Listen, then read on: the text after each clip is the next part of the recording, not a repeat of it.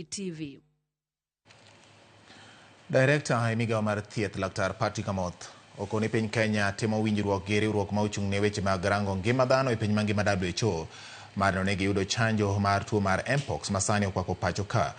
Kauloso Mombasa, Amoth ne bendo yango ni kaunti ma Mombasa ema sani otelo e kwan mathoth mag jotuo mag Mpox e pacho ka mangima. Kolero ni kind jotuo chiegni 300 mani kod tuono, Mombasa ni kod jotuo 139. Magi ne wacho ka en kaunti ma Mombasa bende okoni sani gidhi nyime kod chenro mag chiwo ler ne jopiny e wi tuono mani kod landruok mapiyo, to chutho ka jago mani kod tuono mulo kata otenore kuom jal machielo maonge kode. Nyaka sani tuono osenego ji 5 e pacho ka, kama 2 kuomgi owito ngimagi e kaunti ma Mombasa. Nisigusia kidogo because kwa wakati huu Mombasa ndio inaongoza kwa zile cases karibu 300, 139 ni hapa Mombasa. Kwa hivyo tuchukue tahadhari ya kuhakikisha ya kwamba tunazuia uambukizi, na tunafanya mpango kule